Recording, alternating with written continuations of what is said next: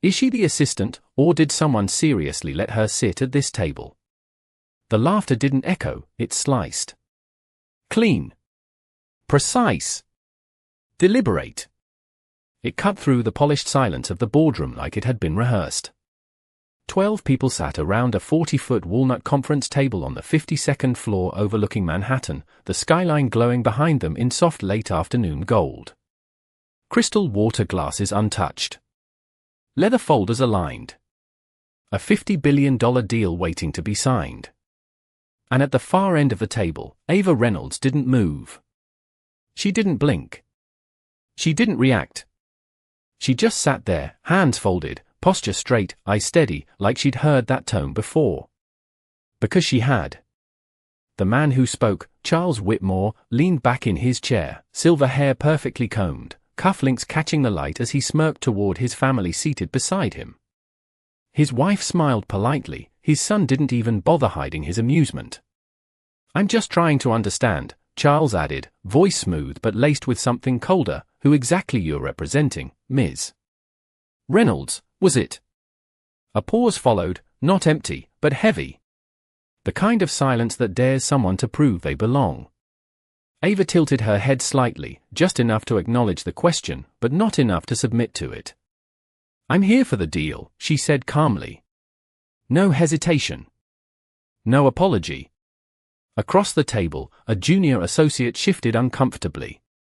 Another glanced down at their notes, pretending not to notice what was unfolding. Because everyone in that room felt it. The shift. The tension. The quiet imbalance of power trying to assert itself before the ink even touched paper. "Right," Charles chuckled, exchanging a glance with his son. "Of course you are." His son leaned forward, elbows on the table, eyes scanning Ava from head to toe, her tailored navy blazer, her simple watch, her absence of anything flashy. "You don't exactly look like someone closing a $50 billion acquisition," he said, almost casually. Not loud. Not aggressive. Just enough. Just enough for everyone to hear. Ava didn't respond. Not to him. Not to the room. Her gaze drifted briefly to the skyline behind them, the glass reflecting faint silhouettes of everyone seated at the table. For a moment, it looked like two rooms existed at once, the one they saw, and the one she understood. Then her eyes returned to center. Calm. Measured. Unmoved. A woman seated near the middle, one of the legal advisors, watched closely. Now. Something about Ava's stillness didn't match the situation. It wasn't discomfort. It wasn't hesitation. It was control. But Charles wasn't finished. He leaned forward slightly, fingers tapping once against the table. "Before we proceed," he said, voice sharpening just a touch, "we need to be clear on roles. This isn't a room for observers." The word hung there. Carefully chosen. Carefully aimed. A few people shifted again. Someone cleared their throat. The assistant near the door glanced between faces, unsure whether to stay invisible or intervene. Ava finally moved. Just slightly. Her fingers adjusted the edge of the folder in front of her, black leather, no logo. Inside it sat a single document. Untouched. Waiting. She looked directly at Charles now. Not confrontational. Not defensive. Just direct. And in that look, something flickered. Not anger. Not embarrassment. Recognition. Like she'd seen this exact moment play out before, just with different names, different rooms, different men who thought they understood power. "You're right," she said quietly. The room leaned in without realizing it. "This isn't a room for observers." Another pause. This one longer. He smiled, thinking he'd won the tone. Thinking the balance had tilted in his favor. Thinking this would be quick. Clean. Predictable. Ava's hand rested lightly on the folder. Still closed. Still untouched. And then, almost imperceptibly, her thumb tapped once against the edge. Somewhere, miles away, a phone lit up. But in this room, no one noticed. Not yet. The room did not relax after she spoke. If anything, it tightened. The kind of tension that does not explode but compresses, like pressure building behind glass. Charles Whitmore leaned back again, slower this time, studying her with a different kind of curiosity, as if he was trying to solve something that refused to behave the way it should. "Then I assume," he said, folding his hands in front of him, "you understand what is at stake here." Ava did not answer immediately. She let the silence sit, not as hesitation, but as placement. Across the table, one of the senior attorneys adjusted his glasses and glanced at the documents in front of him, flipping a page that had already been reviewed twice. The numbers were not small. $50 billion. Infrastructure expansion. Multi-continent rollout. The kind of deal that did not just shift markets, it rewrote them.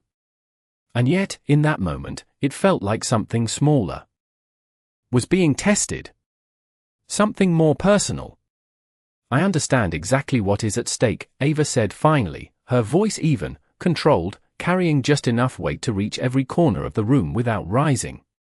Charles nodded once, but his son let out a faint laugh under his breath, not quite quiet enough to disappear. "That would make one of us," he muttered, tapping his pen against the table in a slow, rhythmic beat. No one joined him. Not fully. But no one stopped him either. That was how rooms like this worked. Not always loud agreement. Sometimes just the absence of correction.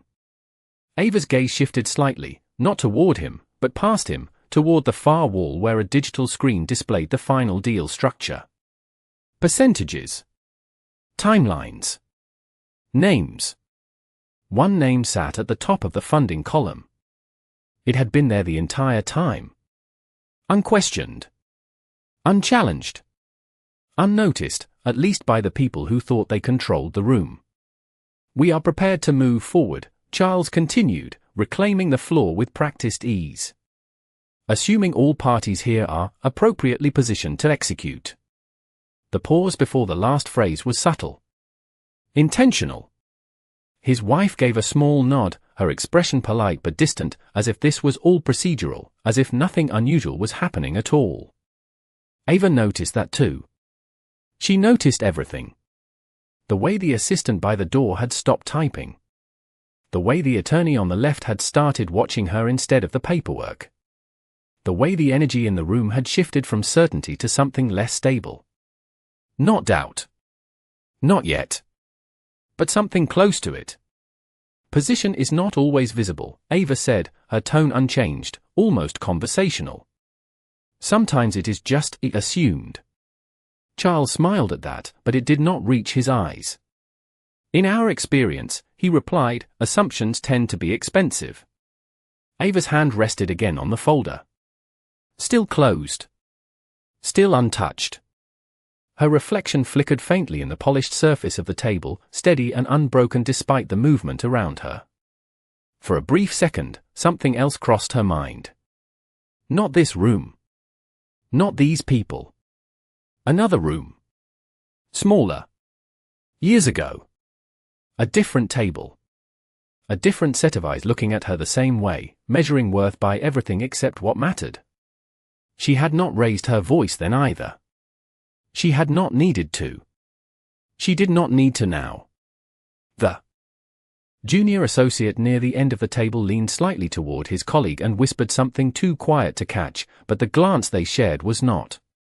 It carried the first trace of uncertainty that had not been there 10 minutes ago. Charles noticed that. He noticed everything too. And he did not like it. "Let us not overcomplicate this," he said, his tone sharpening just enough to reassert control. "We have terms. We have structure. What we need now is alignment." Ava looked at him directly again. Calm. Unshaken. "Alignment requires clarity," she said. Another pause. Longer this time. Intentional. The kind that forces attention whether people want to give it or not. Somewhere far away, a second notification appeared on a screen that no one in this room could see. A line of text. A confirmation. A system waiting for one final instruction. Ava's thumb rested lightly against the edge of the folder again. Still no movement. Not yet. Because timing, she had learned, was not about speed. It was about precision. And this room was almost ready for the truth. Charles Whitmore's patience thinned, not visibly at first, but in the way his fingers stopped moving, in the way his jaw set just slightly tighter as the rhythm of the room slipped beyond his control. He was used to rooms responding to him, not recalibrating around someone else. Clarity, he repeated, as if testing the word for weakness. Then let us be clear. He leaned forward, both hands pressing lightly against the table, his presence expanding again, practiced, deliberate. This deal does not move without our approval, our capital alignment, and our execution strategy. That is the structure everyone agreed to before walking into this room. His voice carried confidence, but underneath it was something else now. A need to re-establish dominance before uncertainty could take root. Ava listened without interrupting. Across from her, the senior attorney who had been reviewing the documents earlier stopped flipping pages altogether. His pen hovered above the margin, unmoving, as if he was waiting for something that had not yet been said but was already being felt. Charles' son leaned back in his chair, crossing his arms now, more relaxed, as if the conversation had already been decided in their favor. So if there is confusion, he added, glancing toward Ava with a half smile, we can clear that up right now. This is not a symbolic seat. This is a controlling position. You either have it, or you do not. The words landed heavier than before. Not loud. Not aggressive. But final. Or at least, that was the intention. Ava's eyes did not leave his. Not confrontational. Not defensive. Just steady. Measuring. Calculating. The kind of gaze that did not argue, it evaluated. And then dismissed. A faint shift moved through the room again. The legal advisor on the right straightened slightly, his attention no longer split between documents and discussion. Even the assistant near the door had stopped pretending to focus on the tablet in her hands. Every subtle movement in the room now pointed toward one thing. Something was about to change. Ava finally moved her hand from the edge of the folder and rested it flat against the surface of the table. Not opening it. Not yet. Just placing it there. Grounded. Intentional. Control, she said quietly, almost as if she was thinking out loud. That word gets used a lot in rooms like this. Charles did not respond. He watched her. Closely now. Because something in her tone had shifted. Not louder. Not sharper. But different. More certain. People assume it comes from visibility, she continued. Titles. Introductions. Who speaks first? Who gets acknowledged? Her gaze moved briefly across the table, touching each face for just a second. Long enough for them to feel seen. Long enough for them to realize they had not really seen her at all. But real control, she added, returning her eyes to Charles, rarely announces itself. The silence that followed was not empty anymore. It was charged. The kind that settles right before a shift no one can stop. Charles's expression did not change, but his son's did. Just slightly. A flicker of something uncertain crossing his face before he masked it again.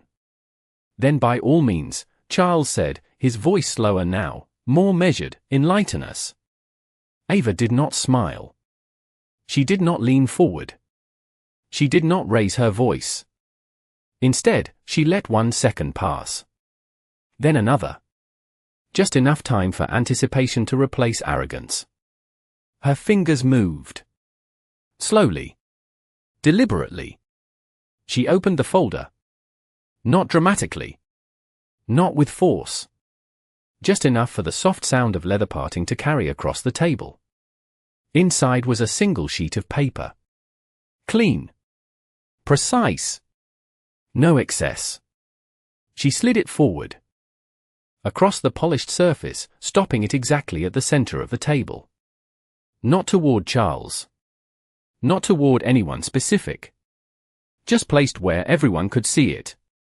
The senior attorney leaned in first. Then another. I scanning the header. The signatures. The structure. The name at the top. The same name that had been sitting on the digital screen all along. But now it was undeniable. Now it was in front of them. Real. Physical. Immediate. The attorney's pen dropped softly against the table. No one spoke. Ava's voice came next. Calm. Controlled. Unshaken.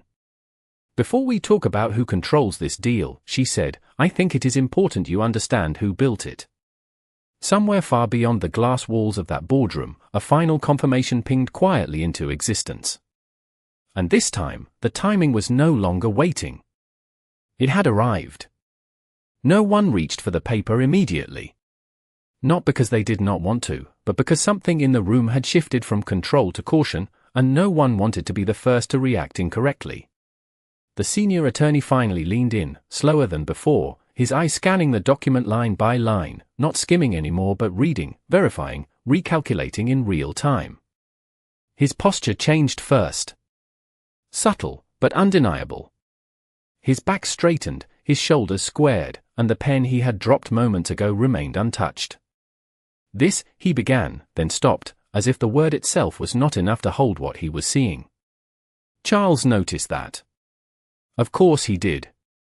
His gaze snapped toward the document, then to the attorney, then back again, irritation flickering beneath the surface. What is it? He asked, the confidence in his voice now edged with something sharper. The attorney did not answer right away. He looked again. Check the signature. The authorization line. The capital allocation structure. And then, finally, he exhaled. This is the originating authority, he said, his voice lower now, more careful. Primary funding source.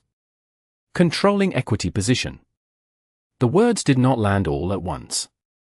They spread. Across the table. Into every seat. Into every assumption that had been made in the last 10 minutes. Charles leaned forward, faster this time, pulling the document slightly closer without asking. His eyes moved quickly across the page, searching for inconsistency, for error, for anything that could restore the version of reality he had walked into this room with. But the numbers aligned. The structure held. And at the top of the page, printed clearly, unmistakably, was the name he had just questioned. Ava Reynolds. His son shifted in his seat, the relaxed posture gone now, replaced by something tighter, more alert. That does not make sense, he said, almost reflexively, as if saying it could undo it. We were told, he stopped himself. Because now he was not sure what he had been told, or who had told him, or why it suddenly felt incomplete. Ava did not interrupt. She let the realization move at its own pace. Let it reach each person in the room differently. Because this part mattered. Not the reveal itself, but the understanding of it. Charles looked up from the document slowly, his expression no longer amused, no longer dismissive, but not fully accepting either. Suspended somewhere in between. If this is accurate, he said carefully, then you are suggesting. I am not suggesting anything, Ava replied, her voice calm, steady, precise. I am stating what has been true since before this meeting was scheduled. The assistant near the door glanced at the digital screen again, then back to the document, then to Ava, her eyes widening just slightly as the pieces connected. The name on the screen. The name on the paper. The person sitting quietly at the end of the table the entire time. The room did not feel the same anymore. The air was heavier. Thicker. Not with conflict, but with correction. Charles placed the document back at the center of the table, slower now, as if the weight of it had changed. Then why, he asked, his voice lower, more controlled, was this not made clear from the beginning? Ava's gaze did not shift. It was, she said. A pause. Just long enough. You just did not see it. No one spoke after that. Because there was nothing left to fill the silence with. The structure had changed. The power had shifted. And the only thing louder than what had been said was everything that had been assumed before it. The silence did not break. It deepened. It settled into the room like something permanent, something that could not be undone once acknowledged. Charles Whitmore sat back slowly, but this time it was not a display of control. It was recalibration. His eyes moved again to the document. Then to Ava, then briefly to the digital screen behind her where the same structure now felt impossible to ignore. The name had always been there. The authority had always been visible. Just not to the people who believed they defined visibility. His son leaned forward now, elbows no longer resting comfortably, fingers interlocked as if trying to hold onto something that had already slipped. If you are the controlling party, he said, choosing each word more carefully now, then this entire negotiation has been misrepresented. Ava's expression did not change. No, she said evenly. It has been revealed. The distinction landed harder than anything else so far. Across the table, the senior attorney cleared his throat, not to interrupt but to stabilize himself within the new reality forming around him. The documentation is consistent, he said, addressing the room rather than any one person. The equity structure places final approval authority with Ms. Reynolds' firm. That includes execution, delay, or termination. The last word lingered. Termination. It was no longer theoretical. It was procedural. It was real. Charles's wife shifted slightly in her chair, her composed demeanor cracking just enough to show concern where there had previously been polite detachment. She glanced at her husband, then back at Ava, as if recalculating who she was supposed to be addressing in this room. Ava noticed that too. She noticed everything. The shift in posture. The change in tone. The quiet reordering of respect that had nothing to do with introduction and everything to do with understanding. This deal, Charles said slowly, his voice now measured with precision rather than assumption, was built on mutual benefit. Ava nodded once. It was, she agreed. Until it became conditional. Another pause. This one sharper. More intentional. Charles's eyes narrowed slightly. Conditional on what? Ava did not look at the document this time. She did not need to. On alignment, she said. The same word he had used earlier. The same word that now carried a completely different weight. No one missed that. His son exhaled quietly, leaning back again but without the earlier confidence. You are saying this entire agreement is now at risk because of what exactly? Ava's gaze met his directly. Calm. Unshaken. Because of how this room chose to define value, she said. The words did not accuse. They did not rise. But they landed with precision. Across the table. The assistant near the door lowered her tablet completely now, no longer pretending to focus on anything else.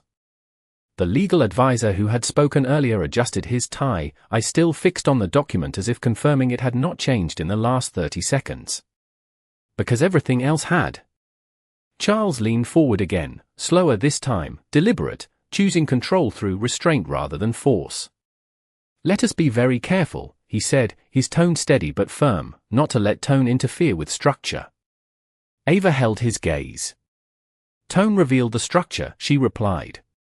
That was the moment it became undeniable. This was no longer a negotiation between equals trying to close a deal.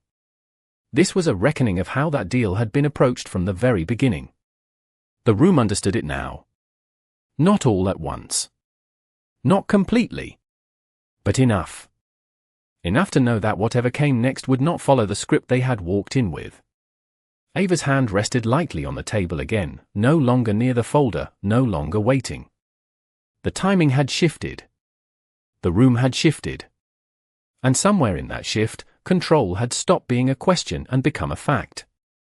Charles Whitmore did not speak immediately. That, more than anything, confirmed the shift. A man who had built his reputation on always having the next word now sat in a room where silence had become his only safe position. His fingers rested on the edge of the table, no longer tapping, no longer signaling control, just still. Measured. Calculating. Across from him, Ava Reynolds remained exactly as she had been since the moment she entered. Composed. Grounded. Unmoved by the recalibration happening around her. But something had changed. Not in her posture, not in her tone, but in how the room now received her. The legal advisor who had been cautious before now leaned forward fully, both hands placed on the table, eyes locked on Ava instead of the documents. The assistant by the door had taken one small step closer without realizing it, drawn into the gravity of the moment. Even Charles' son, who had filled the earlier silence with casual dismissal, now said nothing at all. Because there was nothing left to dismiss. "You are implying," Charles said finally, his voice quieter but more deliberate, "that this entire negotiation is no longer viable." Ava did not answer right away. She let the question sit, not because she needed time, but because the room did. Because understanding had to settle before consequence could land. "I am stating," she said calmly, "that viability depends on alignment." The same word. Again. But now it carried weight that could not be redirected. Charles nodded once, slowly, as if acknowledging a language he did not fully agree with but could no longer ignore. "Then let us align," he replied, his tone controlled, strategic, an attempt to pull the conversation back into territory he understood. "If there has been a misunderstanding, we can correct it. That is the purpose of negotiation." Ava watched him for a moment. Not critically. Not emotionally. Just clearly. "This was never a misunderstanding," she said. The words were soft. But final. His son shifted again, leaning forward as if trying to regain momentum. "Then what exactly are you asking for?" he pressed. "Because if this is about perception, that can be adjusted. We are here to close a deal, not debate tone." Ava's gaze moved to him briefly, then back to Charles. "Perception already adjusted," she said. "That is why we are here now." The sentence hung in the air, simple but layered. Across the table, the senior attorney inhaled slowly, as if preparing himself for what was coming next. Because he could see it now. Not just the structure. Not just the authority. But the direction. The room had stopped moving toward agreement. It was now moving toward decision. Charles leaned forward again, this time with intent, both hands flat on the table. "Then be direct," he said. "What changes?" Ava did not hesitate. "Everything that was assumed without confirmation," she replied. A pause followed. Not empty.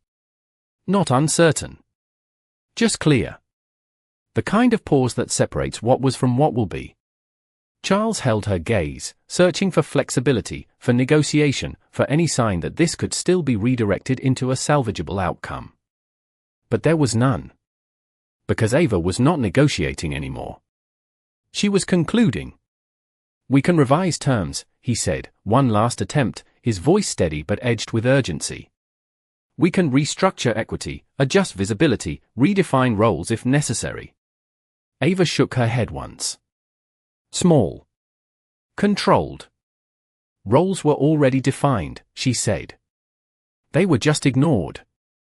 The word settled heavily across the room. No raised voices. No confrontation. Just truth, placed exactly where it could not be avoided. The assistant near the door lowered her eyes briefly, as if recognizing something beyond the deal itself. Something about how quickly people decide who belongs and who does not. Ava's hand moved again, not toward the document this time, but toward her phone resting beside it. The motion was calm. Intentional. Not rushed. Not dramatic. Just precise. She tapped the screen once. A simple action. Barely noticeable. But in that moment, it carried more weight than anything that had been said in the last 15 minutes. Because this was no longer about what could happen. This was about what already had. Ava looked back up at Charles, her voice steady, unshaken, final. "Alignment was your opportunity," she said. This is the outcome. And just like that, the room understood. Not all at once. Not completely. But enough to feel it. The shift had passed the point of reversal. And whatever came next would not be negotiated. No one spoke when she tapped the phone. The sound itself had been quiet, almost insignificant, but the effect was immediate. Not in the room, not yet, but in the way every person at that table suddenly became aware that something had already been set in motion beyond their reach. Charles Whitmore's eyes dropped briefly to her hand, then back to her face, searching for any sign that this was still a tactic, still a pressure move, still part of a negotiation he could regain control of. But Ava did not move. She did not explain. She did not elaborate. She simply sat there, as if the outcome had already been decided long before any of them walked into that room. "What did you just do?" his son asked, the first crack of urgency slipping into his voice despite his effort to keep it measured. Ava did not look at him immediately. She let the question settle, let it exist in the same silence that had carried everything else in this room. Then she turned her gaze toward him, calm and steady. "I confirmed the outcome," she said. The words were simple. But they removed the last illusion that this was still reversible. Across the table, the senior attorney reached for the document again, not to verify it this time, but to anchor himself in something tangible. His eyes moved quickly across the clauses, stopping at the termination provisions, the execution. Authority, the sections that had always been there but had never felt this immediate. "If termination has been initiated," he said carefully, his voice now carrying a weight that had not been there before, "then all dependent structures begin dissolving within minutes." Minutes. Not days. Not weeks. Minutes. Charles's wife inhaled quietly, her composure tightening as the reality of scale began to settle in. This was not just a conversation collapsing. This was a system shifting. "That is not how deals like this are handled," Charles said, his voice firm again, but no longer dominant. It carried resistance now, not authority. "There are protocols. There are steps. There is a process." Ava met his gaze without hesitation. "There was," she said. A pause. Then, just slightly, she added, before alignment failed. The distinction landed harder than anything else. Because it was not emotional. It was procedural. And procedure, in rooms like this, was absolute. His son leaned forward again, this time unable to mask the urgency.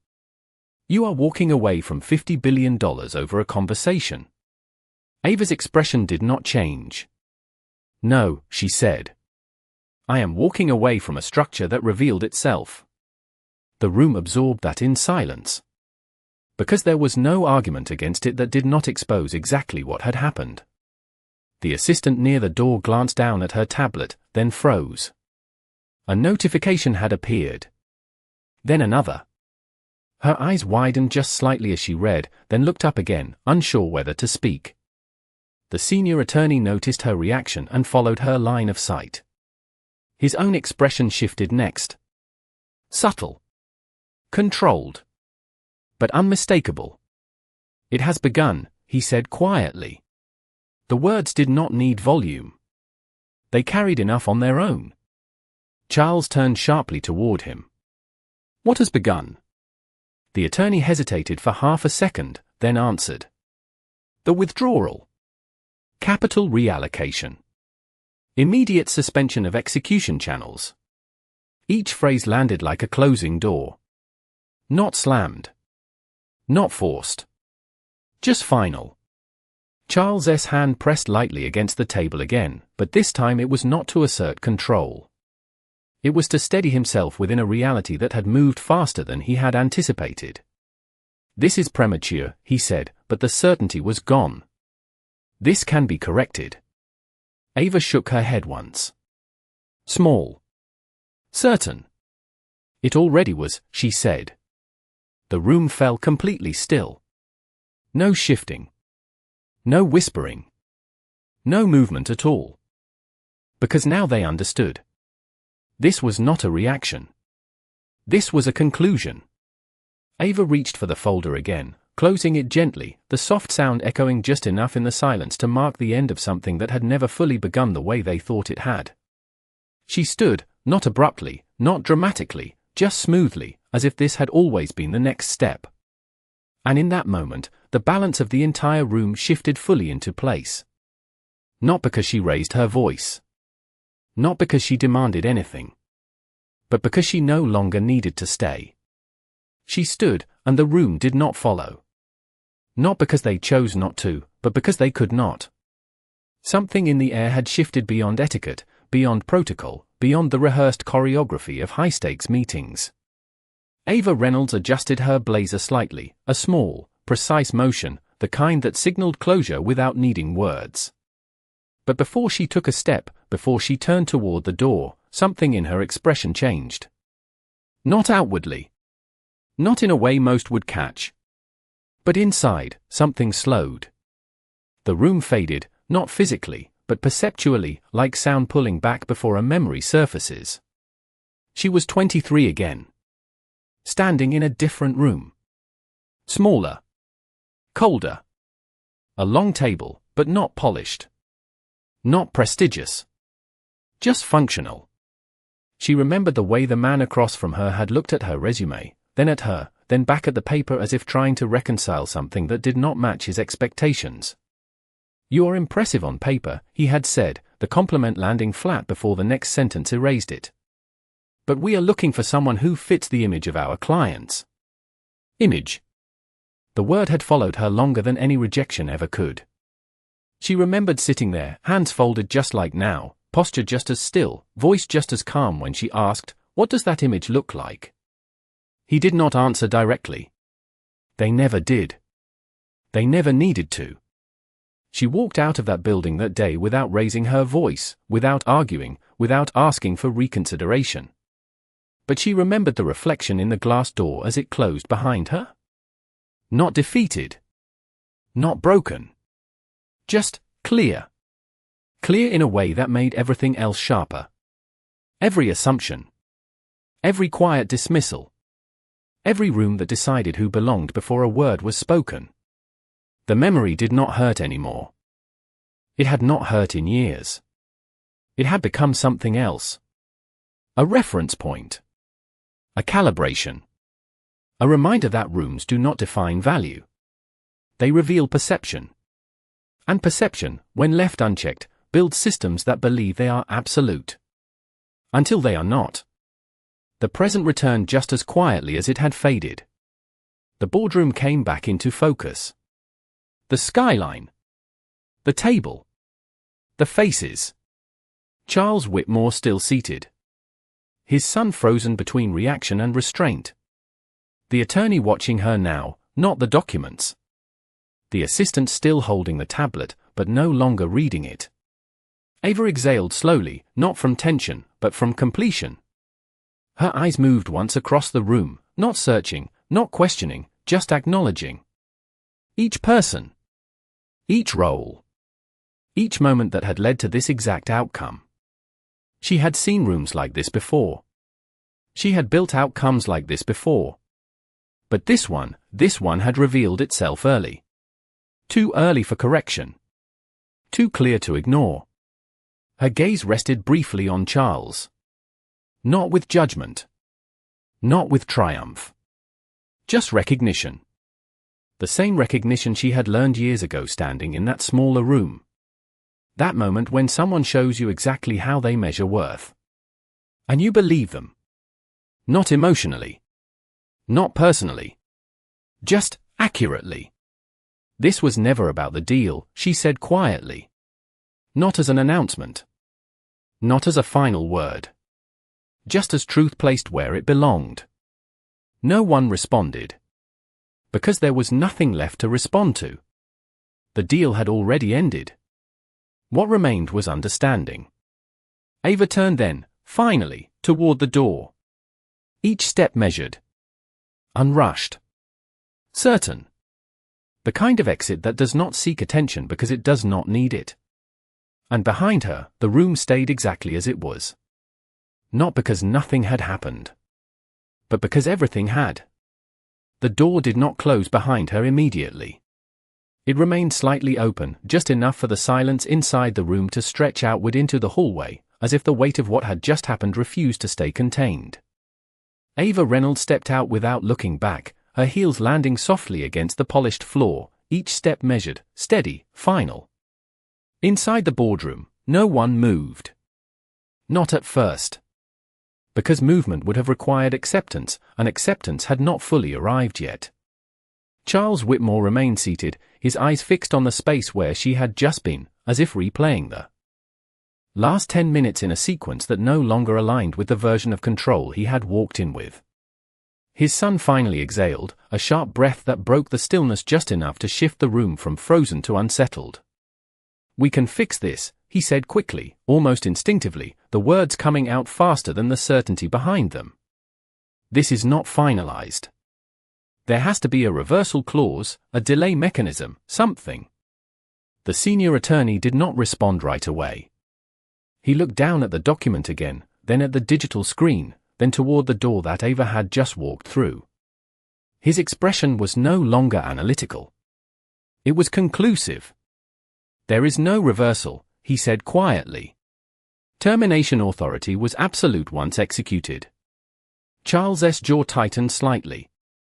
"That is not standard practice for a deal of this scale," he replied, his voice controlled but strained at the edges. The attorney met his gaze evenly. "It is when the controlling party designs it that way." The words landed with precision. Not aggressive. Not emotional. Just accurate. Across the table, Charles' wife lowered her eyes briefly, her composure still intact but no longer detached. The reality had shifted too far to maintain distance. The assistant near the door finally stepped forward, hesitating for a moment before speaking. "Sir, there are incoming updates," she said, her voice careful. "Multiple channels are showing withdrawal confirmations." Charles turned toward her slowly. "Define multiple," he said. "All of them," she replied. No one spoke after that. Because the scale of it did not need explanation. It was understood. Every branch. Every partner. Every segment tied to the deal was already responding to the shift. Not waiting. Not questioning. Just executing. Charles leaned back in his chair, but this time there was no illusion of control in the movement. It was recognition. Not of defeat, but of miscalculation. "She walked away from $50 billion, his son said again, quieter now, as if saying it differently might make it make more sense. The attorney shook his head slightly. "No," he said. "She walked away from everything attached to it." That distinction settled deeper. Because it was not about the number. It was about the structure behind it. The influence. The access. The positioning that had just dissolved in real time. Charles looked down at the table, his reflection faintly visible in the polished surface, but it did not hold the same presence it had before. "We underestimated her," his wife said softly. It was not a question. It was not even an accusation. Just a statement placed exactly where it belonged. Charles did not respond. Because there was nothing to argue against. The room sat in that truth for a long moment. Then, slowly, the senior attorney gathered the document, closing the folder that had once represented a $50 billion future and now marked its absence. The sound was quiet. Final. And beyond the glass walls, the city continued exactly as it had before. Cars moved. Lights shifted. People walked without knowing that somewhere above them, a decision had just erased something massive. Ava Reynolds reached the elevator at the end of the hallway, pressing the button once. No rush. No hesitation. When the doors opened, she stepped inside, turning slightly as they began to close. For a brief second, her reflection met her eyes in the mirrored panel. Not triumphant. Not relieved. Just certain. Because this was never about proving anything to that room. It was about recognizing it. And acting accordingly. The doors slid shut. And just like that, the outcome was complete. The elevator descended in silence, smooth and uninterrupted, the faint hum of motion barely noticeable against the stillness Ava Reynolds carried with her. She did not check her phone. She did not replay the room. She did not need to. Everything that mattered had already been decided before the doors ever closed. When the elevator reached the lobby, the doors opened to a different world. Conversations. Footsteps. The quiet rhythm of a building that continued to operate, unaware that $50 billion had just been removed from its future in a matter of minutes. Ava stepped out, her pace unchanged, her expression composed, as if she had simply completed another meeting. Across the marble floor, a man in a tailored suit paused mid-conversation as she passed, his eyes following her for a brief second, not because he recognized her name, but because there was something unmistakable about her presence. Not loud. Not demanding. Just certain. Outside, the late afternoon light had shifted into early evening, the skyline reflecting gold into glass and steel. A black car waited at the curb. The driver stepped forward the moment he saw her, opening the door without a word. Ava paused for half a second before getting in, her eyes lifting toward the building behind her. 52 floors up, a room full of people were still sitting in the aftermath of a decision they had not believed she could make. Not because it was impossible, but because they had never considered her capable of it. That was the difference. She slid into the back seat, the door closing softly behind her, sealing the moment without ceremony. "Office?" the driver asked. Ava shook her head slightly. "No," she said. "Home."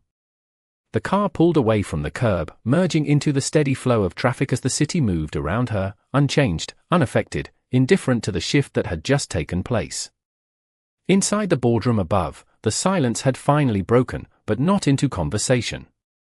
Into realization. Charles Whitmore stood now, pacing once along the length of the table before stopping at the window, looking out at the same skyline Ava had just left behind. His son remained seated, staring at the empty chair where she had been, as if trying to reconstruct the moment where control had slipped. "She planned this," he said quietly. The senior attorney shook his head. "No," he replied. "She prepared for it." That difference settled heavily. Because preparation implied expectation. And expectation meant this outcome had never been accidental. Charles exhaled slowly, his reflection in the glass no longer matching the certainty he had walked in with. "We treated her like she needed this deal," his wife said, her voice low but clear. Charles did not respond immediately. Because now he understood. Not all at once. But enough. Enough to see that the mistake was not in the negotiation. It was in the assumption behind it. "She did not need anything from us," he said finally. The words were quiet. But they carried more weight than anything he had said in that room before. Back in the car, Ava leaned slightly into the seat, her gaze drifting to the city passing by outside the window. Lights flickering on. People crossing streets. Movement without pause. The world did not stop for outcomes like this. It never did. Her phone vibrated once beside her. Then again. Messages. Confirmations. Updates. She glanced at the screen briefly. One line stood out among the rest. All divisions aligned. Termination complete. Ava locked the screen without responding. No urgency. No follow-up. Just closure. She rested. Her hand lightly on her lap, her expression unchanged. Because for her, this was never about the number. It was never about the deal.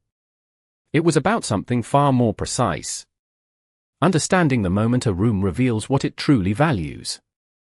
And deciding, without hesitation, what that moment is worth. The city continued without interruption, but inside the Whitmore Tower, the disruption had only just begun. Phones that had been silent minutes ago were now lighting up across the boardroom table, one after another, vibrating against polished wood like quiet alarms no one could ignore.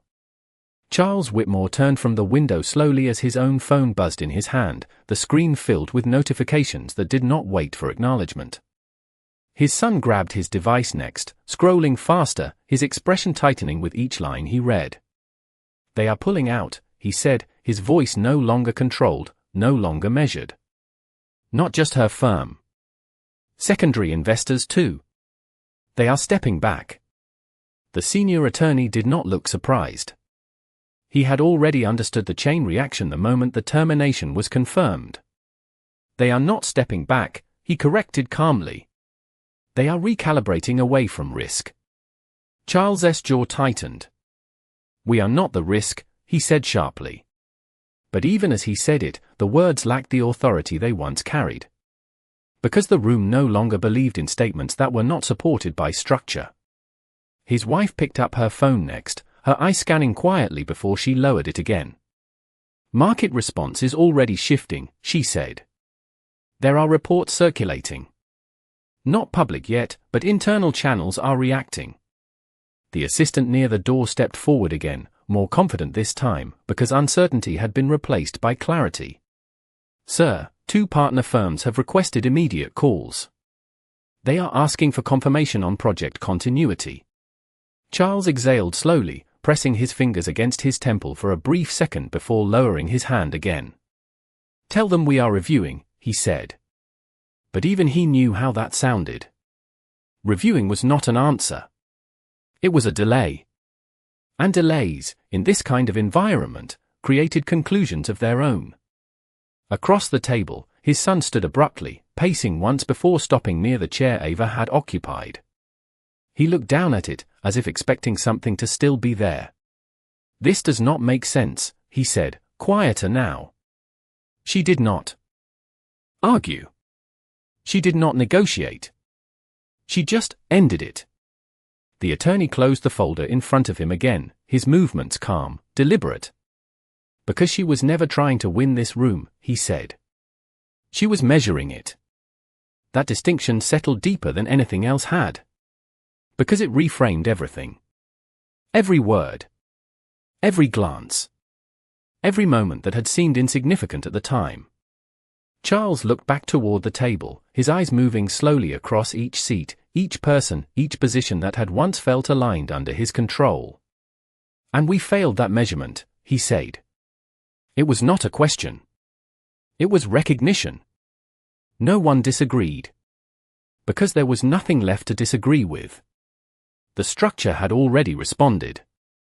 The consequences were already in motion.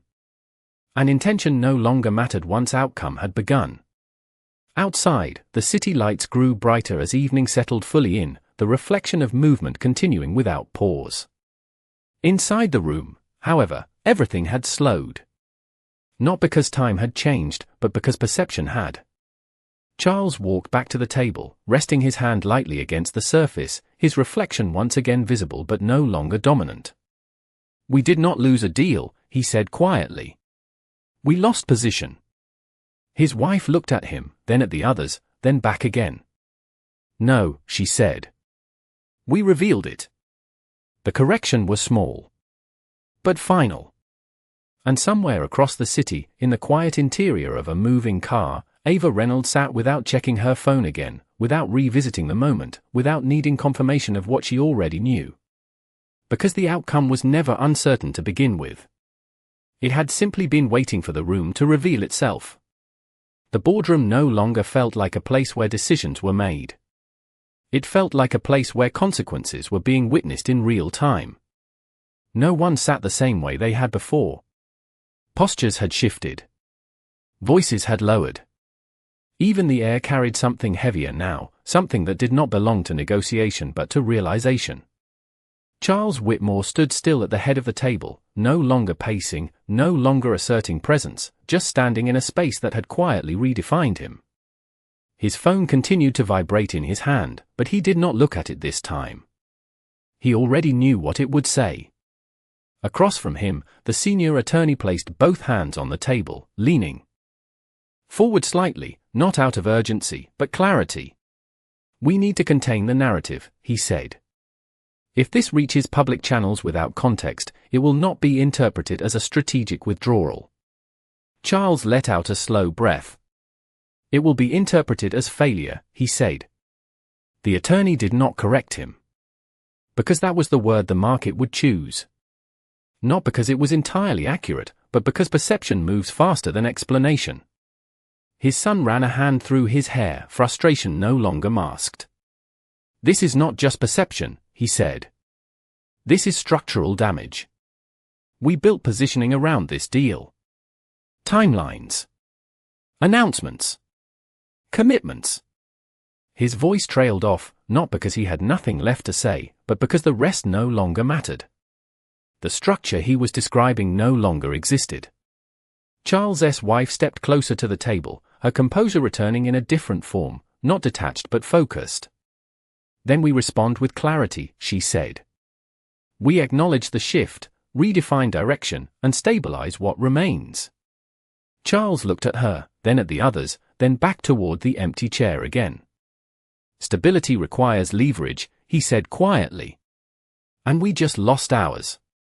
No one disagreed. Because leverage is not something you claim. It is something recognized by others.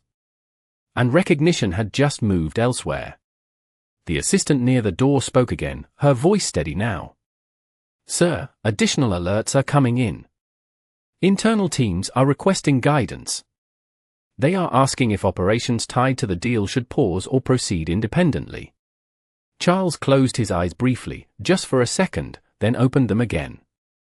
"Pause everything connected," he said. Immediately. The instruction was clear. Direct. But it carried something else now. Not authority. Not dominance. Just necessity.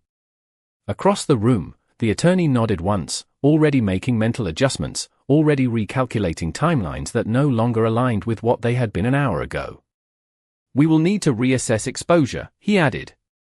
"Legal, financial, and reputational." Each word stacked on the last. Each one a layer of consequence that extended beyond the room. Charles turned slightly, looking out at the skyline again, but this time he did not see opportunity. He saw distance. The distance between what had been assumed and what had been real. She did not raise her voice once, his son said quietly, almost to himself. The statement lingered. Because it pointed to something deeper than the deal itself. Power that does not need volume. Authority that does not need validation. Charles nodded slowly. "She did not need to," he replied. The room fell into silence again, but this silence was different. It was not tension. It was understanding. The kind that arrives too late to change outcome, but just in time to explain it. And somewhere across the city, far from the glass walls and polished table, Ava Reynolds stepped out of the car in front of her building, the evening air calm, the world around her unchanged. She moved forward without hesitation, without pause, her steps steady as she entered the lobby, greeted not by recognition of what she had just done, but by the quiet normalcy of a space that did not need to know. Because what had happened was never about being seen. It was about being understood. And that understanding had already done its work. The lobby doors closed softly behind Ava Reynolds, sealing out the noise of the street and the unseen collapse unfolding miles above the city. Inside, everything was quiet. Controlled. Predictable. The polished floors reflected warm light. A concierge nodded politely. A couple crossed the room without a second glance. No one here knew that a decision made less than 30 minutes ago had just redirected billions of dollars and rewritten the future of multiple companies. And that was exactly how it was supposed to be. Ava walked toward the elevator with the same steady pace she had carried all evening, her posture unchanged, her expression composed.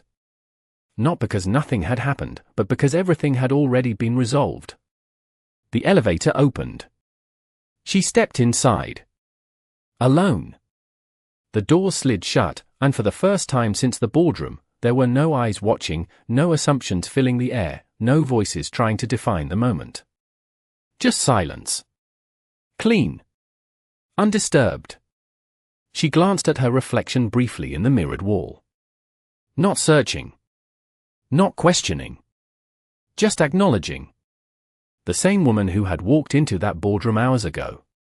The same woman who had been measured, dismissed, evaluated without being understood. And the same woman who had walked out without raising her voice, without asking for validation, without needing permission to act. The elevator began to rise. Floor numbers passing quietly. 20. 21. 22. Each one marking distance, not just from the building behind her, but from the version of the moment that could have unfolded differently if the room had chosen differently. But it had not. And that mattered. Because decisions reveal more than intentions ever could. Upstairs, in a private residence overlooking the same skyline, Ava stepped out of the elevator and into a space that belonged entirely to her. No introductions required. No assumptions to correct. Just ownership. She moved across the room, setting her phone down on a marble counter without checking it again. The updates, the confirmations, the consequences, they were already in motion. They did not need her attention now. She walked toward the window, the city stretching out in front of her, light scattered across the darkness like a network of decisions happening all at once. Somewhere in that grid, Charles Whitmore and his team were still processing, still recalculating, still trying to understand how a moment they thought they controlled had shifted so completely out of their hands. Ava rested her hand lightly against the glass, her gaze steady, her thoughts quiet. Not triumphant. Not reflective. Just clear. Because this had never been about proving she belonged in that room. It had been about recognizing that the room did not deserve her alignment. And once that was clear, everything else followed. She turned away from the window slowly, the city continuing without pause behind her, and walked further into the space, leaving the view behind without hesitation. Because power was never in the room. It was in the decision to leave it. And that decision had already been made.